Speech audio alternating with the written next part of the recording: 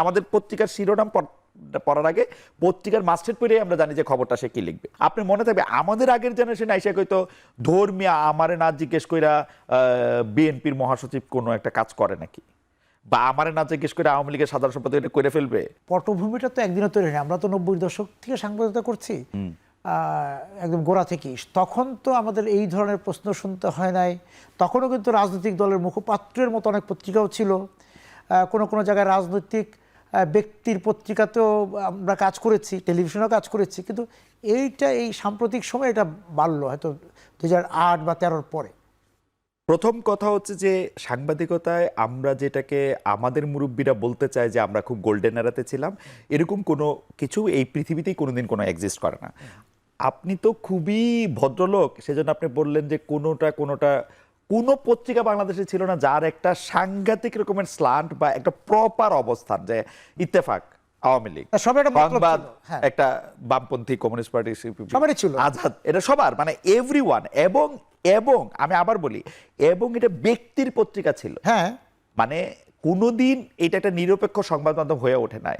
আমাদেরকে মার্শাল মেকলুহান, মানে গণযোগাযোগের যে দার্শনিক মার্শাল মেকলুহান, যে বলছিল যে মিডিয়াম ইজ দ্য মেসেজ, মানে মাধ্যমিক বার্তা, এইটার প্রমাণ আমরা পাইতাম ঢাকা ইউনিভার্সিটিতে মারামারি আমাদের চোখের সামনে আমরা দেখতেছি, কিন্তু আগামীকালের পত্রিকা পড়ার আগেই জানি আমরা বাংলার বাণী কি লিখবে, আমরা জানি যে দিনকাল কি লিখবে, আমরা জানি ইত্তেফাক কি লিখবে, আমরা জানি যে সংবাদ কিভাবে এটা পরের কাগজ কি লিখবে, আমরা এটা মিডিয়াম ইজ দ্য মেসেজ। আমরা আমাদের পত্রিকার শিরোনাম পড়ার আগে পত্রিকার মাস্টার পড়ে আমরা জানি যে খবরটা সে কি লিখবে। আমরা যখন মানে আমরা তো 4-5 জন একসাথে কাজ করলো, কে কি লিখবো, কে কি, হ্যাঁ মানে তো এইটা ওরকমই ছিল সব সময়।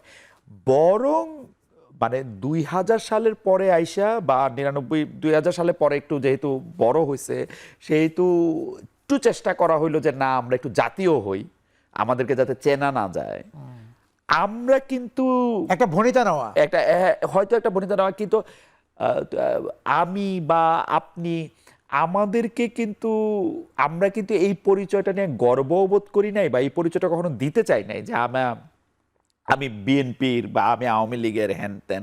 আমার মনে আছে আমি এক বিচিত্র কাজ করছিলাম বাংলাদেশে, ওই যে বিএফইউ যে দুইটা, ঢাকা বিএফইউ যে দুইটা না, আমি একবার গিয়ে তদবির কইরা আমি 2 বিএফইউরই সদস্য, কিন্তু আচ্ছা 2 ফোরামেরই সদস্য, মানে বিএনপি পন্থী ফোরামের সদস্য, আওয়ামী লীগের পন্থী। আমি বলছি যে ভাই 2টা ফোরাম, এখন এই ফোরামে ভালো কিছু হয় কিনা আমি কেমনে জানবো, আমার তো আপনাদের সাথে কোনো পলিটিক্যাল এফিলিয়েশন নাই। তারপর অনেক কিয়াটিয়া কইরা 2 ফোরামেরই মেম্বার আমি।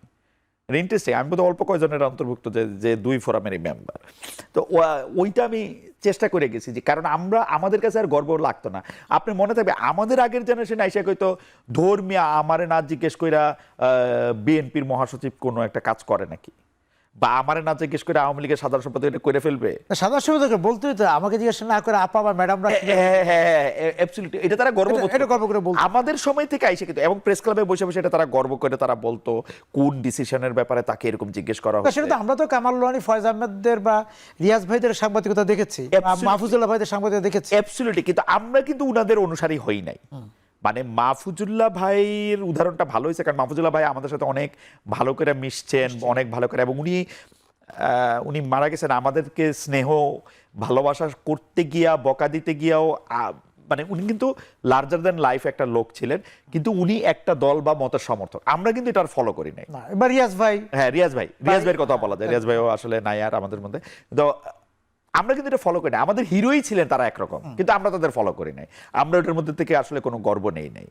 মানে এইটা কিন্তু আমার কাছে মনে হয়, আপনি তো একটা গবেষক মানুষ মোটামুটি, আপনি কিন্তু একটা গবেষণা করে দেখতে পারেন কেন আমাদের কাছে আর এটা তখন আর আকর্ষণীয় হইল না। কিন্তু টেলিভিশন বাইরে হওয়ার পরে যেটা হয়েছে, টেলিভিশন বাইরে হওয়ার পরে আমার ধারণা সেলফিটা সর্বনাশ করছে, বুঝছেন?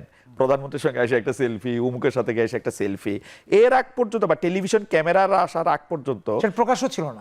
হ্যাঁ, সাংবাদিকরা কিন্তু ওইটা করতে চায় না। এবং আমাদের সময় আস্তে আস্তে আমরা এইটা আর আমাদের কাছে কোনো গর্বের ব্যাপার ছিল না, যে আমি উমুক মন্ত্রীর পিছনে হাঁটি বা সামনে দৌড়াই, এইগুলি আর ভালো জিনিস ছিল না মনে হয় আমাদের সময়।